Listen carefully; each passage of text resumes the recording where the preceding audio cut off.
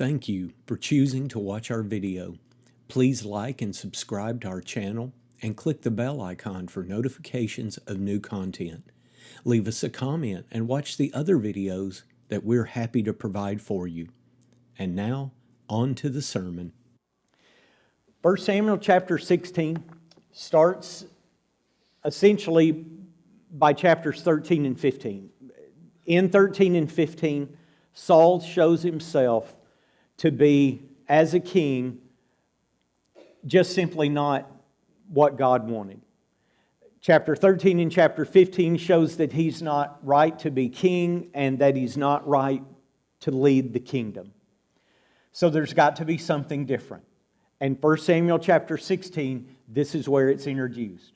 So when we start reading in 1 Samuel 16, the Lord said to Samuel, "How long will you mourn for Saul, seeing that I have rejected him from reigning over Israel?" He hasn't died yet. He will at the end of 1 Samuel. But he's been rejected again, the first time in 13, the second time now in 15. So right after that. "Fill your horn with oil and go, for I am sending you to Jesse the Bethlehemite, for I have provided myself a king among his sons." So Samuel said, "How can I go? If Saul hears it, he'll kill me." But the Lord said, "Take a heifer with you and say, I've come to sacrifice to the Lord. So invite Jesse to the sacrifice, and I'll show you what you will do. You'll anoint for me the one that I named to you." So Samuel did what the Lord said. He went to Bethlehem. The elders of the town trembled at his coming and said, "Do you come peaceably?" And he said, "Peaceably, I've come to sacrifice to the Lord. Sanctify yourselves and come with me to the sacrifice." Then he consecrated Jesse and his sons. He invited them to the sacrifice. So it was that when they came, that he looked at Eliab and said, "Surely the Lord's anointed is before him." But the Lord said to Samuel, "Do not look at his appearance or at his physical stature, because I've refused him. The Lord does not see as man sees, for man looks at the outward appearance, but the Lord looks at the heart." When Samuel is evaluating it, he makes an evaluation that's perfect sense to him. But it wasn't what the Lord wanted. The Lord looks at the heart. So when you go to Acts chapter 13, and you've got Paul in Antioch of Pisidia in Acts chapter 13, this is a sermon where Paul is actually recounting the history of Israel. It's not as involved or as detailed as what Stephen did in Acts chapter 7, but in Acts chapter 13, we're going to look in the 22nd verse, recounting the history of Israel, and here's what he says. "And when he had removed him, he raised up for them David as king, to whom also he gave the testimony and said, I have found David, the son of Jesse, a man after my own heart, who will do all of my will." So in one respect, the Lord looks at the heart. And then Acts chapter 13, verse 22 comes along and gives the additional information that, as he says, he is a man after my own heart. So 1 Samuel 16, God looks at the heart. Acts chapter 13, verse 22, as he looked at the heart, what did he find? A man after my own heart. So, of course, that raises the question. What does it mean to have a heart that's like David's? And moreover, what does it mean to have a heart that actually God is going to be pleased with? Because if you will forgive the pun, everything that we do, what we are inside, that really becomes the heart of the matter, because it controls everything. Remember, Jesus even spoke about that in Matthew chapter 15, and he talks about how out of the heart comes all of these evil things. But the corollary is true too. Out of the heart comes all of the good things. So literally, the kind of person that you are on the inside, the interior, the kind of person you are at heart, is how you're going to end up serving God.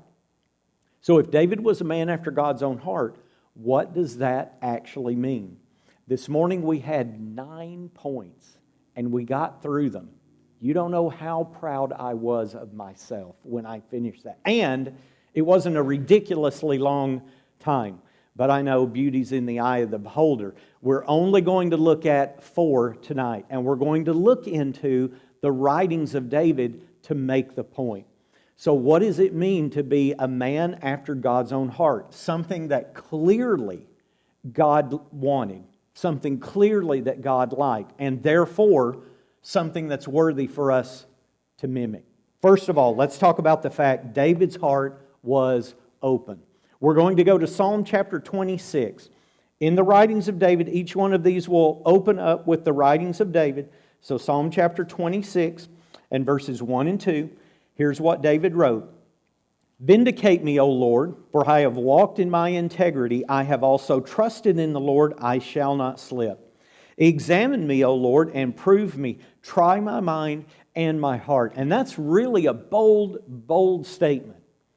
Lord, it's not like David's got to invite the Lord into his heart. The Lord's already there. I mean, He knows what's going on in our hearts right now, right this very moment.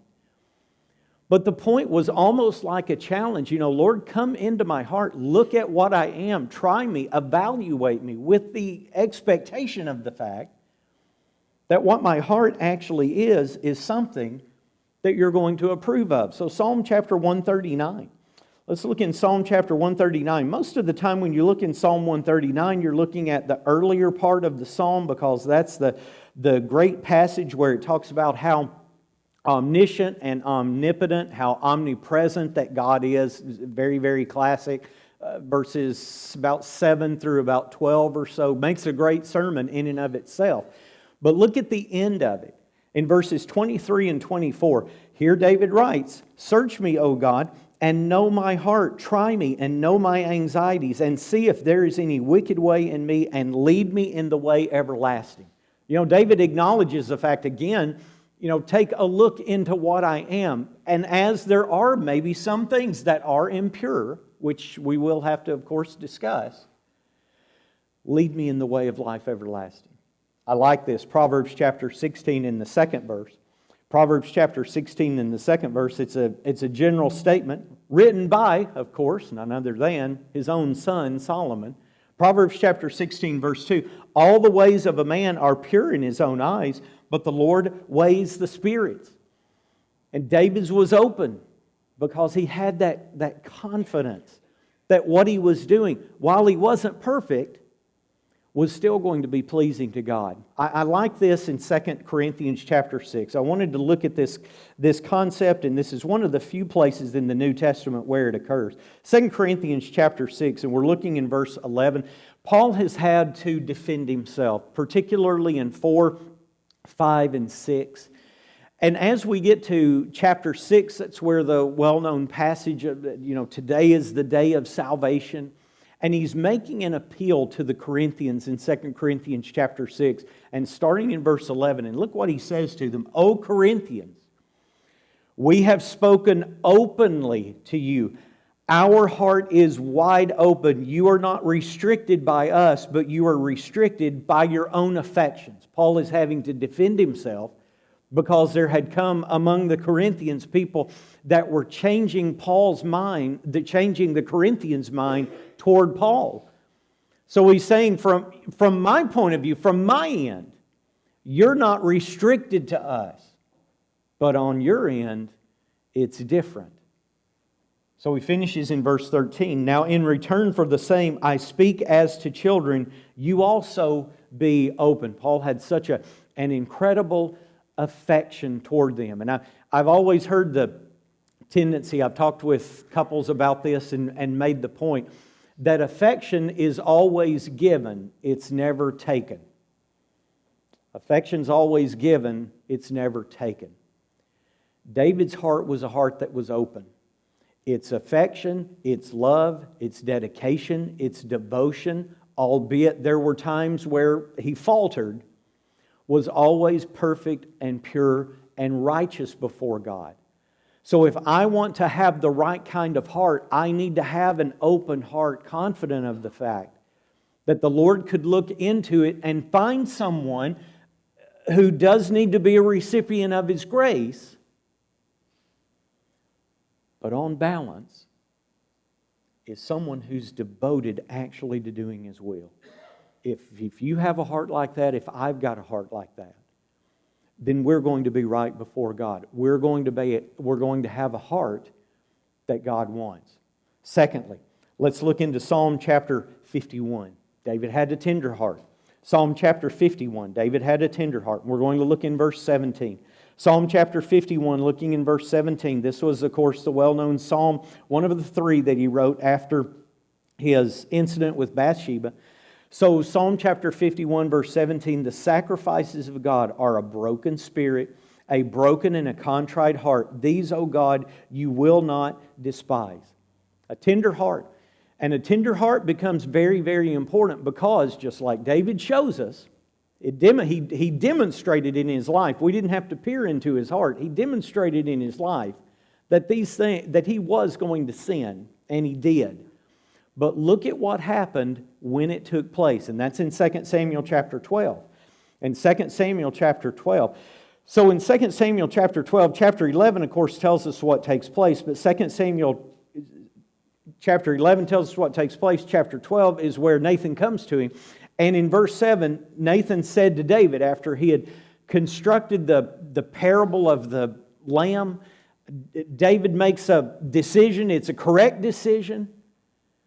Nathan comes back and says, you are the man. Thus says the Lord God of Israel. I anointed you king over Israel. I delivered you from the hand of Saul. I gave you your master's house and your master's wives into your keeping. And I gave you the house of Israel and of Judah. And if that had been too little, I also would have given you much more. Why have you despised the commandment of the Lord to do evil in His sight? You have killed Uriah the Hittite with the sword. You've taken his wife to be your wife. You have killed him with the sword of the people of Ammon. Now therefore the sword will never depart from your house because you've despised me. You've taken the wife of Uriah the Hittite to be your wife. Thus says the Lord, behold, I'll raise up adversity against you from your own house. And I will take your wives before your eyes and give them to your neighbor, and he shall lie with your wives in the sight of this sun. For you did this secretly, but I will do this thing before all Israel before the sun. That was a pretty good rebuke. There's a lot of people who would bristle at something that was far, far milder. But David sat there and he took it. And look at the response to it. In the 13th verse, so David said to Nathan, I have sinned against the Lord. The Lord has put away your sin, you shall not die. But he would find consequences. So what I find pretty remarkable in verse 13 was not all of the rationalizations, because there could have been 1,000 of them that David could have come up with. But he didn't come up with a single one. He said, I've sinned. His heart was tender, so that when he was told what was wrong, the correct response was, I've sinned. And I know that I need to get back to God. And you get to Psalm chapter 32. This is again one of David's writings. In Psalm chapter 32, again it appears as if this one was written after the incident with Bathsheba. But look what he says. In Psalm chapter 32, verse 1, whereas you look in Psalm 51, and it has this very dark undertone of it because he's pouring his heart out to God, 32 is very different. So 32 verse 1, blessed is he whose transgression is forgiven, whose sin is covered. Blessed is the man to whom the Lord does not impute iniquity, and in whose spirit there is no deceit. When I kept silent, my bones grew old through my groaning all the day long. For day and night your hand was heavy upon me. My vitality was turned into the drought of summer. A lot of people think that once David committed the act with Bathsheba, she finds out some short period of time later that she's going to have a child. Then the next day, well, Nathan comes to her. So the whole thing is just a matter of a small amount of time. But that wasn't the case. It was a long period of time, likely months and months and months.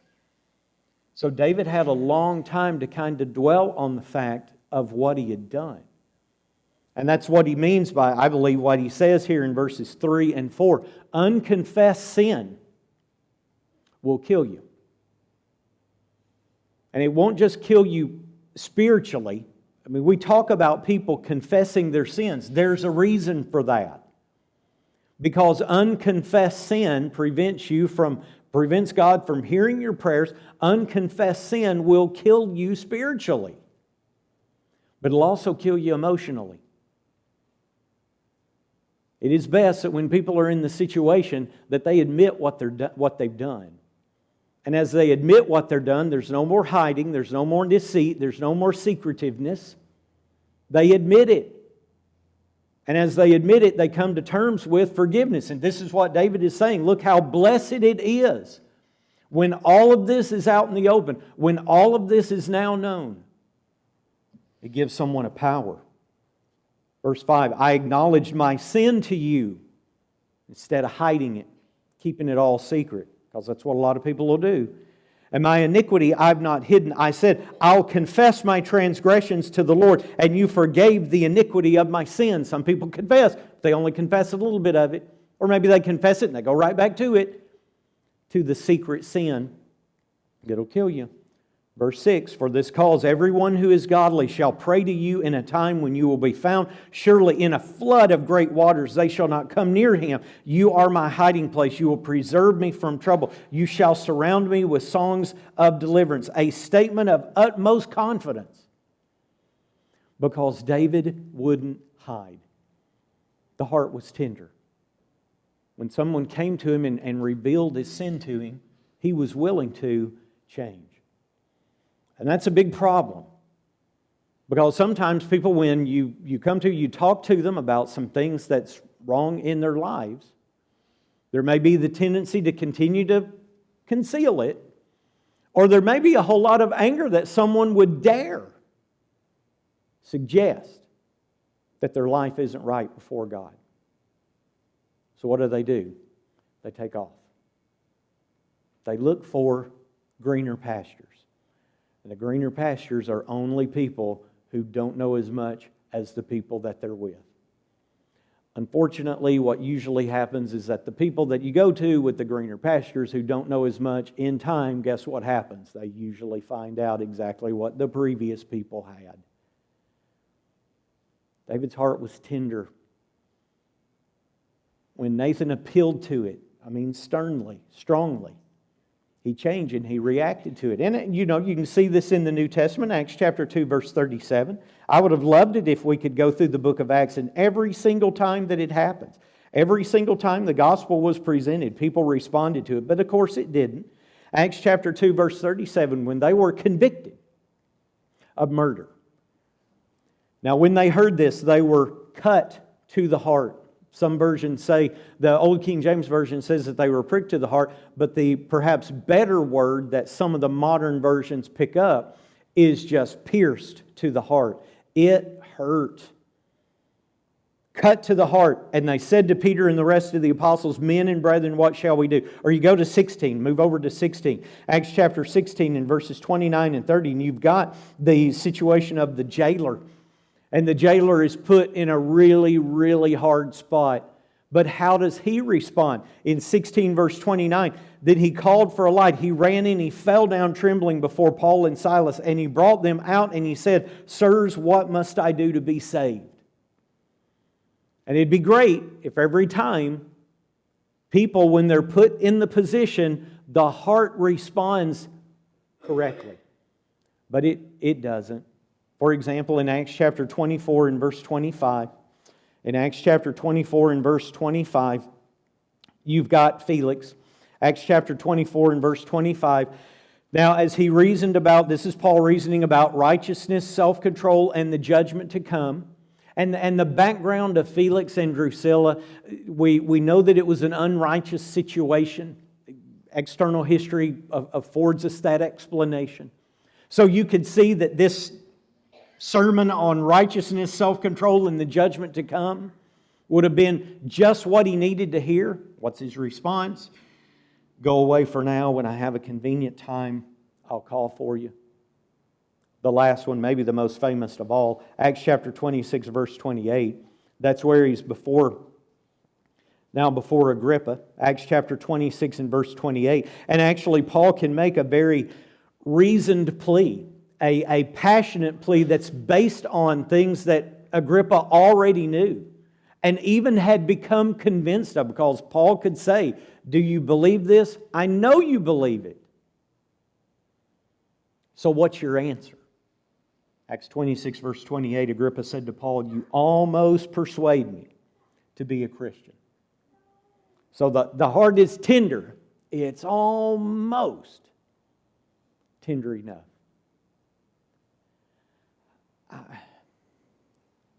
Most of the time, I think I can safely say the vast majority of the time, when people want to talk to us about wrongdoing,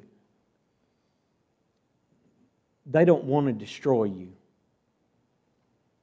The intention is they want to help you. Now you can make the decision that effort is done well or done poorly. And,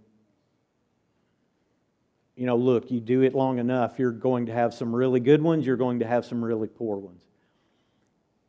But the fact behind it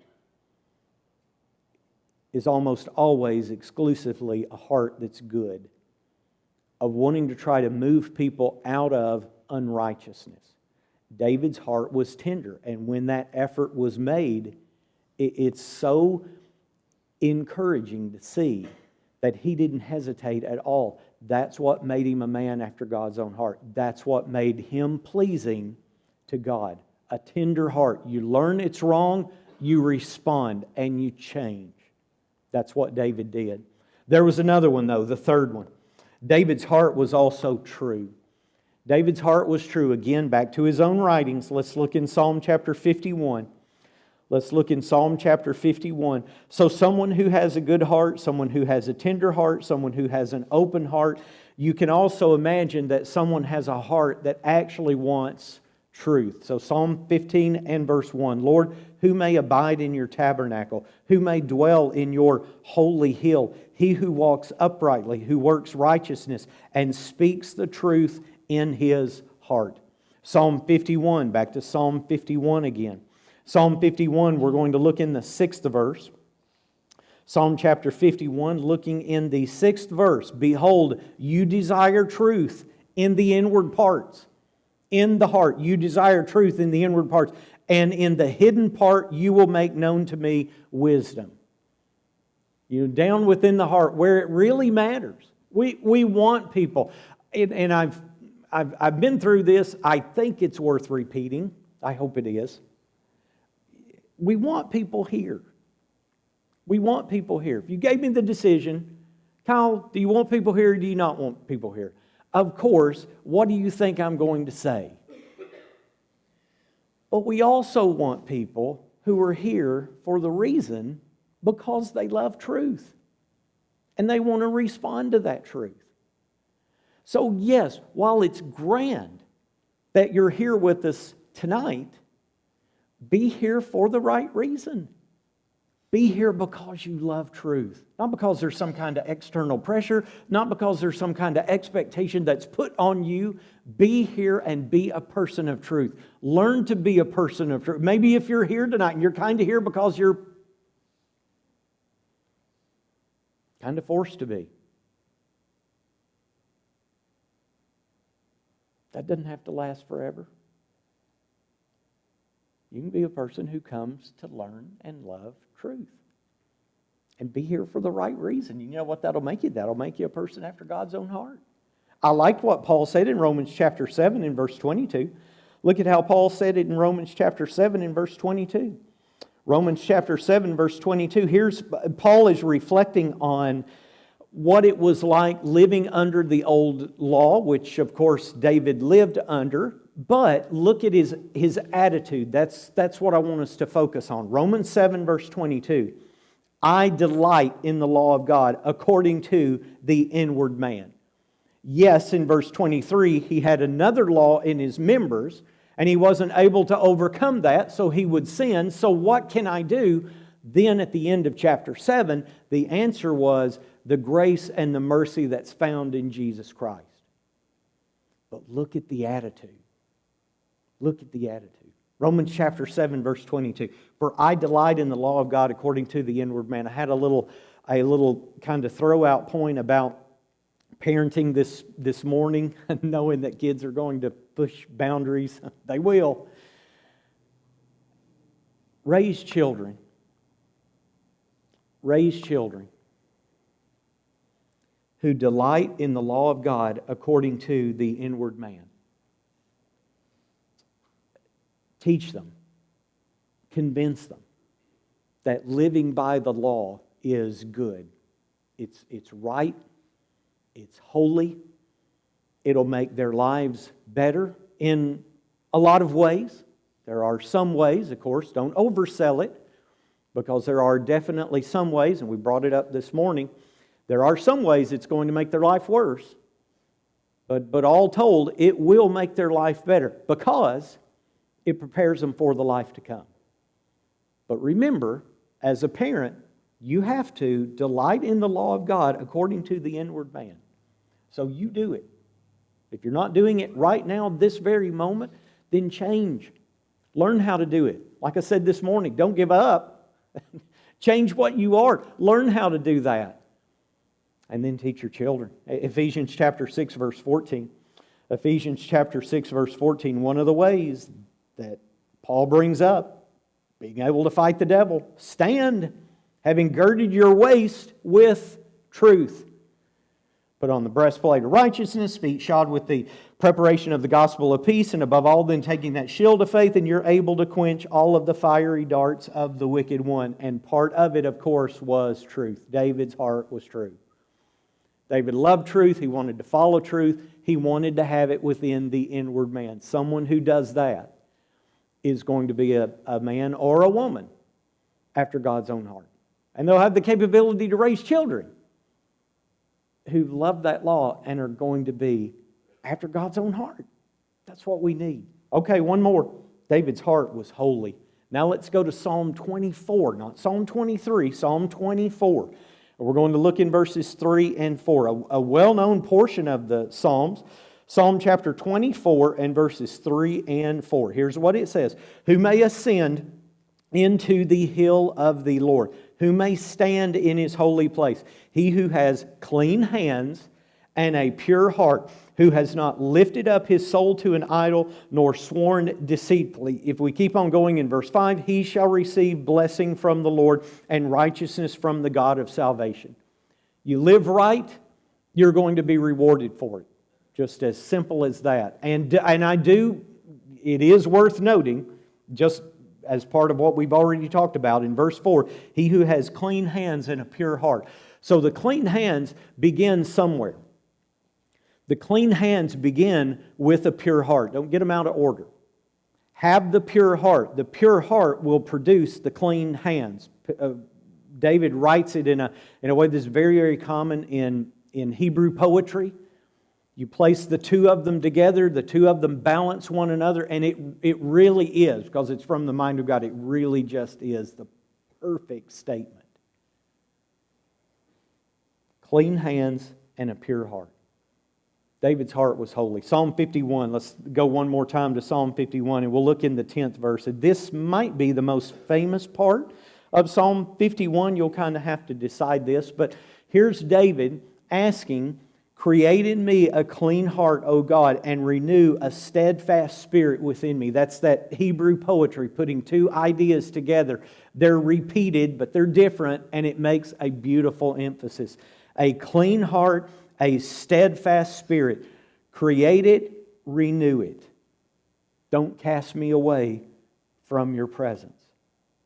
Don't take your Holy Spirit from me.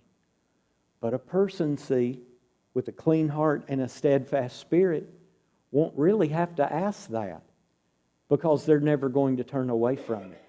That's the kind of people that we want to help create. This is the kind of equipping that lessons like this intend to do. When you look in 1 Peter chapter 1, I quoted a little bit from this morning, not really read it. So let's actually go back and read it tonight. 1 Peter chapter 1, and we're going to start in verse 13 to get all of the context. So 1 Peter chapter 1, verse 13, for example, Paul in Ephesians chapter 6, so he's creating it, he's writing and creating it in his thoughts. Let's put on the whole armor of God. So Peter in his writing is going to say the same, but it's going to be expressed differently. Here's what I mean in verse 13. There gird up the loins of your mind. You compare Ephesians 6 and you compare 1 Peter chapter 1 verse 13, you've got something very similar going on.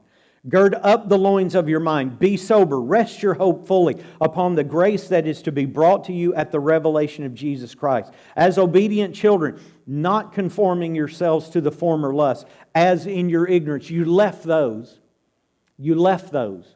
You were, and it's not meant to be it's not meant to insult them. In your ignorance, you didn't know. But you've learned Christ. And you left those former lusts. So in verse 15, but as He who called you is holy, you also be holy in all of your conduct. So you've left all of that stuff. Don't go back to it. Gird up the loins of your mind. Be sober. Stand in what you've accomplished. Wait for the grace of the Lord to be revealed. That's wonderful advice for all of us. Well, what does it mean? It means I've got to be holy. Because in verse 16, of course, here's our most famous verse. Because it's written, be holy for I am holy, taken from the Old Testament, the book of Leviticus. David's heart was holy. And because that heart was holy, then his actions could be holy. There's a lot, and I'll bring this up just one more time in just a minute. There was something, of course, incredibly significant about his sin with Bathsheba. However, if we would have had the opportunity in this lesson, even after the sin of David and Bathsheba, we could have went through various parts of 1 and 2 Samuel, which reveal all of David's life. David dies in the beginning of 1 Kings. There's all of these different elements in David's life that, yes, while he did have that bad one with Bathsheba, so many times that when David was counted on to do the right thing, that's what he did. Clearly not 100% of the time. If you're keeping score, far, far, far more times that he actually did right than he did wrong. So what can do that? Well, it's a heart that's holy. It's a heart that's holy. 2 Peter chapter 3, this will be our last one, at least in the element of the points itself. 2 Peter chapter 3, and we start in verse 10. So here's the admonition. Day of the Lord will come as a thief in the night, in which the heavens pass away with a great noise, the elements will melt with fervent heat, both the earth and the works that are in it are burned up. Therefore, since all of these things will be dissolved, what manner of persons ought you to be in holy conduct, in godliness, looking for and hastening the coming of the day of God? You're ready for it. It's not like good people are making the world end faster, but that you look for it and you're ready for it. It's like Paul as he's signing off in 1 Corinthians, come Lord Jesus. Come Lord Jesus. You're looking for and you're hastening. You're not afraid of tomorrow, even if the world ends tomorrow. To people whose hearts are open and tender and holy. It's almost a relief, isn't it? Because which the heavens will be dissolved, being on fire, the elements will melt with fervent heat. Nevertheless, we, according to His promise, look for new heavens and a new earth in which righteousness dwells. So what's the key that opens all of that up? It's the heart. And it's the heart that's responding to truth. Just like we saw in Acts chapter 2 with a crowd of people whose hearts were cut. They were pierced with the fact, here's what you've done, and now you're going to respond to it. Or the Philippian jailer. These people responded to it. Their heart was holy. You have a holy heart. You have a pure heart. It's going to produce some clean hands.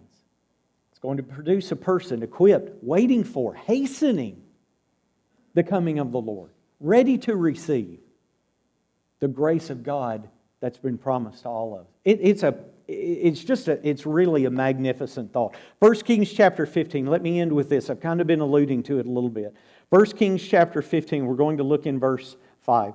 So I know that David did wrong. In fact, I know that David did, I guess I could say, so wrong. You can make the argument that it was so wrong that it forever affected people's memory of David. to prove that point is 1 Kings 15, verse 5, where it says, David did what was right in the eyes of the Lord, and had not turned aside from anything that He commanded him all the days of his life. Like I said, we could go from 1 Samuel all the way into 2 Samuel and then basically end right at the beginning of 1 Kings. And you could see how many times when it was counted on that David did the right thing, except in the matter of Uriah the Hittite. But I'll tell you, I look at these descriptions of David's heart, open and tender and true and holy, and that's the kind of heart that I want. Because I know I'm going to do wrong. I mean, I know that I'm going to mess up. My mess ups may be different than your mess ups. Your mess ups may be worse. My mess ups may be worse. I don't know. But I know that I'm going to mess up. When I sin, if I can have that kind of heart, I'll just keep coming back to God. That's what David did. I know he did wrong. I know he did. I'm not trying to excuse that. But I know that when he did, he could come back. And the balance of his life, don't ever forget this. Don't let David's life only be painted by one image of Bathsheba. The balance of his life was him consistently doing right within God's eyes. That's exactly what 1 Kings chapter 15 says, and it goes right back to the heart of David. We've looked at what David wrote himself. Have a heart like David. It's a good reminder for me. Hopefully it's a good reminder for you. Hopefully it builds all of us up to realize the heart, that's where it all is. Have a heart like David. Okay, tonight we're going to close by offering our invitation like we do many, many times. We want you to have a heart like David. You have a heart like David by coming to Jesus Christ. You know, David could have God's own heart because that's what he wanted to follow. You can have the Lord's own heart by following what Jesus Christ wants, which is your obedience. That's what we saw. At least we saw a little bit of it with the people on Pentecost, Acts 2, with Philippian jailer in Acts chapter 16. They came to the Lord once they realized they were wrong. Tonight might be your night to come to the Lord. Tonight might be your night to come back to the Lord. Either way, it will be the heart that defines all of it. So have the right kind of heart and respond in the right kind of way as we stand and sing.